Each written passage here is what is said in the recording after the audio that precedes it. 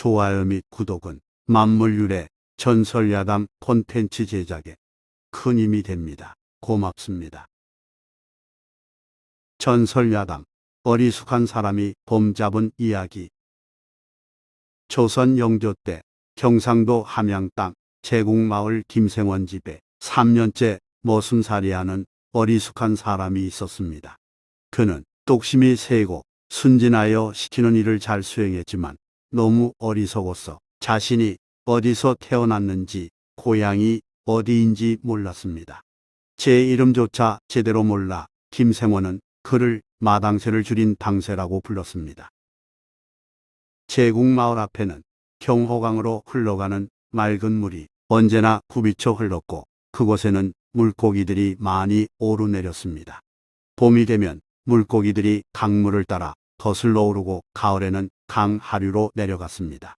마을 사람들은 물고기가 오르내리는 습성을 이용하여 물이 드나드는 물목에 살을 놓아서 물고기를 잡았습니다. 낚시로 낚거나 투망을 던져서 물고기를 잡을 수도 있으나 살을 놓는 방법이 가장 손쉬웠기에 자주 이용했습니다. 대나무를 잘게 쪼개 엮어서 살을 만들고 한 곳으로 흐르는 여울목에 살을 고정해 놓으면 물결 따라 내려가는 고기들이 살에 걸려서 포덕이다가 뻗습니다. 사람들은 그걸 기다리고 있다가 살 위에 걸린 고기들을 바구니에 주워 담으면 됩니다. 이러한 고기잡이를 살코기, 살넣기, 살잡이 등으로 불렀습니다. 제국마을 냇물에는 여울이 알맞아 살을 놓기에 적당한 장소가 많았으므로 가을이 되면 서로 좋은 자리를 잡으려고 야단이었습니다. 살을 설치한 주인 모르게 물고기를 주워 가려고 밤중에 냇가를 헤매는 얌체 중에는 머슴이 많았습니다. 훔쳐 먹는 고기가 더 맛있네. 밤늦게 시장기가 들면 냇물로 나가서 살에 걸린 물고기를 주워다가 밤참으로 먹었고 때로는 호랑이도 어두컴컴한 밤에 냇물로 내려와서 살에 걸린 물고기를 주워 먹는 일도 종종 있었습니다. 기포가는 어느 가을밤의 일입니다. 사랑방에 모여 새끼를 꼬던 머슴들이 밤이 깊어 속이 출출해지자 밤참용 막걸리 안주로 물고기를 떠올렸습니다. 김생원 집 머슴 당새가 그 일을 맡게 되어 혼자 밤길을 걸어 냇물로 향했습니다. 당새는 조심조심 살금살금 냇물에서 살을 놓은 곳까지 찾아간 다음 주위에 사람이 있는지 없는지 살핀 후 살에 걸린 물고기를 주웠습니다. 다행히 살 주인이나 다른 사람은 보이지 않았습니다.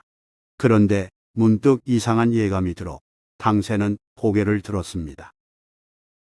그랬더니 난데없이 호랑이 한 마리가 다가오고 있었습니다. 아무리 힘이 세고 어리석은 청년일지라도 당새 역시 호랑이를 보자마자 무서움을 느꼈습니다. 탁 트인 냇물인지라 급히 달아나 몸을 피할 곳도 없고 감쪽같이 숨을 곳도 없었습니다. 당새는 차선책으로 살 아래 웅덩이 속으로 몸을 낮춰서 자신을 드러내지 않으려 애썼습니다. 그 웅덩이는 흐르는 물이 살 아래로 떨어지면서 자연스레 파이고 넓혀진 까닭에 어느 정도 몸을 숨길 수 있었습니다. 그 속에 몸을 담그고 앉아 있으면 급한 대로 피할 수 있을 듯 싶었기에 당새는 호랑이가 어서 냇물을 건너가기를 기다렸습니다. 그렇지만 당새의 바람과 달리 호랑이는 살 위의 물고기를 정신없이 주워 먹었습니다. 아직 사냥에 서툰 어린 호랑이가 배고픈 나머지 물고기라도 실컷 먹으려는 모양이었습니다. 호랑이야, 빨리 돌아가렴.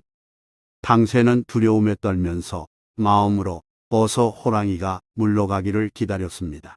1분이 하루처럼 느껴지는 그때 물속에서 물뱀 한 마리가 다가와 다리를 감으려 했습니다. 물뱀의 차가운 촉감에 당새는 놀라 벌떡 일어섰습니다. 얼마나 놀랐냐면 호랑이 존재를 잠시 잊었을 정도였습니다. 뱀을 피하고자 살 위로 솟구친 당새를 보고 이번에는 호랑이가 깜짝 놀랐습니다. 검은 물체, 즉 당새를 적으로 여긴 호랑이는 앞발을 들어 공격하려 했습니다. 그 순간 당새는 자신도 모르게 호랑이 허리를 힘껏 껴안고 죽을 힘을 다해서 힘주었습니다. 어리석거나 미련한 사내는 대체로 뚝심이 센데 당새도 그랬습니다. 당새는 앞뒤 생각 없이 무조건 호랑이 허리를 붙들고 늘어졌습니다. 의외의 상황에 호랑이는 쩔쩔맸습니다. 당새의 머리는 호랑이 턱 밑에 있었기에 물 수 없었고 앞발도 당새의 어깨에 걸려서 핥힐 수도 없었습니다.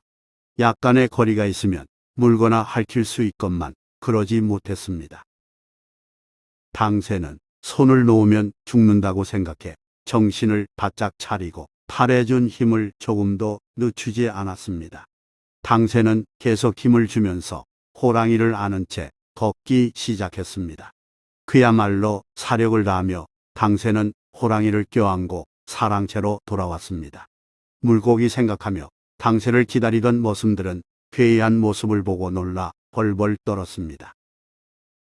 섣불리 호랑이를 공격하자니 당새가 다칠 게 분명하고 그대로 두자니 당새의 힘이 떨어질 게 분명했기에 모두 어찌해야 할지 몰라 우왕좌왕했습니다. 어떻게 해야 머슴을 살리고 호랑이를 잡을 수 있을지 아무도 생각해내지 못했습니다. 이때 머슴 중 누군가가 김생원 집으로 급히 뛰어가서 급박한 상황을 알렸습니다. 잠자리에 들었던 김생원은 그 즉시 뛰어와서 희한한 광경을 보고 침착하게 머슴들에게 큰 밧줄을 가져오라고 지시했습니다. 집안에 있던 밧줄을 가져오자 김생원은 그 밧줄로 먼저 호랑이와 당새를 같이 기둥에 묶으라고 시켰습니다. 이후 호랑이만 이중으로 묶게 한 뒤 이번에는 당새에 묶은 밧줄을 풀어가도록 했습니다. 그 결과 호랑이만 밧줄에 꽁꽁 묶인 상태가 됐고 당새는 풀려나자마자 기진맥진하여 땅에 쓰러져 기절했습니다. 간밤에 당새가 범을 붙잡아왔습니다. 이튿날 관가에 이 사실을 알리자 사또는 당새에게 위험한 일을 저질렀다며 그 벌로 종아리 3대를 명했습니다. 그리고 큰일을 했다면서 상으로 미역과 옷감을 주었습니다. 이 일로 인해 얼마나 크게 놀랐고 죽으림을 쏟는지 당새는 1년 내내 시름시름 앓다가 죽었습니다. 그리고 이 사건에서 어리석은 사람이 봄 잡는다라는 속담이 생겼습니다. 처음에는 미련하지만 힘센 사람이 호랑이를 잡는다라는 의미였지만 세월이 흐르면서 어리석은 사람이 복 무서운 줄 모르고 제 입만 믿고 덤비다라는 뜻으로 바뀌었습니다.